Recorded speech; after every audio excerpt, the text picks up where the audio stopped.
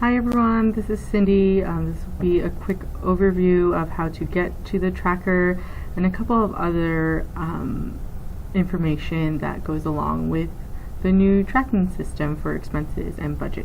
So first things first, go to your OneDrive, and then under the groups on the left hand side, go to San Jose Staff.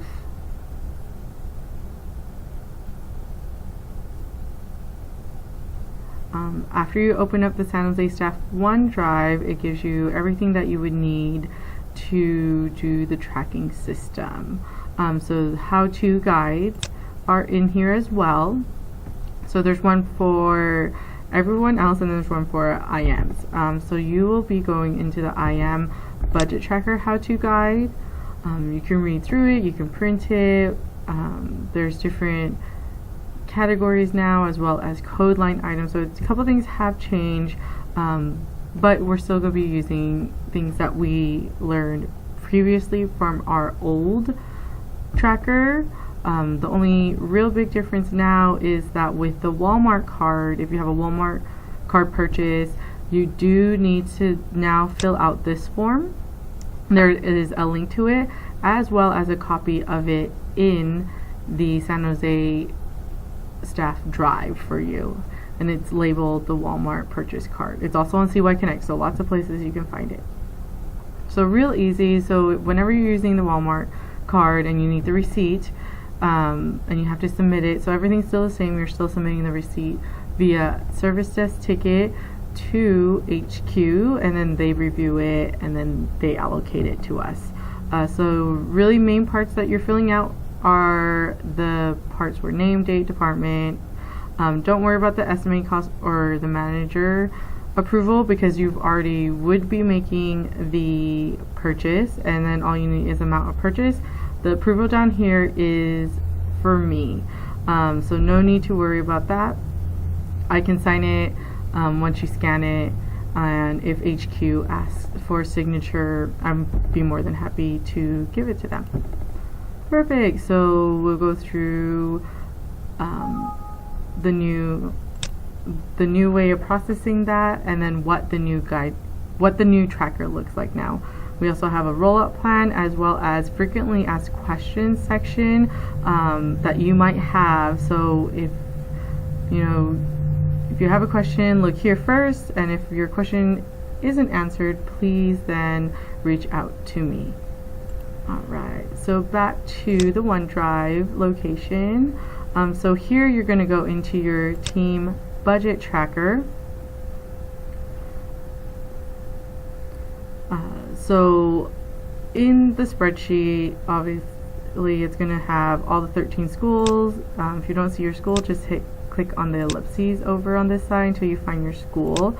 The first few tabs are specifically for ops to look at as well as the IDs to look at. So this is summary, don't touch, don't worry about that. And then we have our code line item and spend category descriptions for you. So if you're unsure of where things should be coded to, this will give you an idea of where things fall. So still, ELT does not count towards your budget, but it is there so that we can track and see how much we're spending on ELT per school. This is going to help us with future budgeting. What does count towards your school budget is the school partnership, food, materials and supplies, team items, other crisis, and the outreach.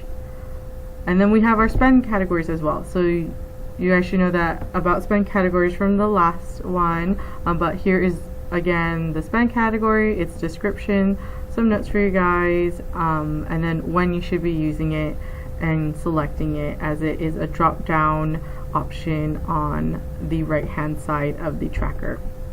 So let's go into the tracker real quick. So right now, as you see for aptitude, there's a couple things here that you have already put in, as well as allocating what your budget looks like. So in each of your trackers you have a certain amount dedicated to the code line item.